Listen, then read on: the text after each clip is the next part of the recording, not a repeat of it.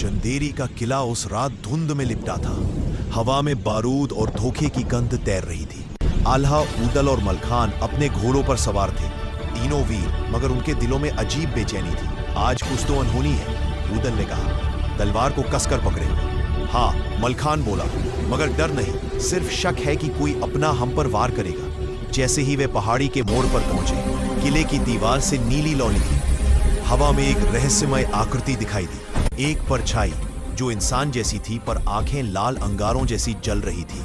वह आवाज में बोली, तुम तीनों में से एक मेरे साथ आएगा, बाकी दो सदा के लिए सो जाएंगे। आल्हा ने तलवार उठाई। कौन है तू? सामने आ। पर आवाज गूंज बनकर लौट आई। मैं वही हूं जिसे तुमने बरसों पहले दफनाया था, तुम्हारे धोखे का बदला लेने। ऊदल का चेहरा पीला पड़ गया। यह संभव नहीं, वह तो युद्ध में मर चुकी थी।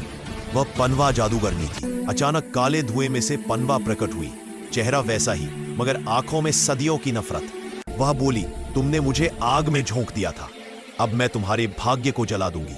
मलखान ने तीर छोड़ा, पर तीर उसके आर पार निकल गया।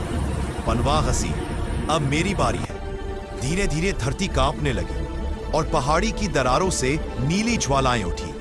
ऊदल और मलखान ने एक दूसरे की ओर देखा।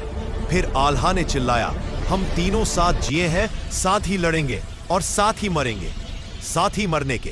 तीनों ने एक साथ अपनी तलवारें आसमान की ओर उठाई। बिजली कड़की और तीनों के शरीर नीली आग में घिर गए। तो मैदान में सिर्फ 3 पत्थर खड़े थे। हर पत्थर पर एक नाम उकेरा था, आल्हा, ऊदल और मलखान।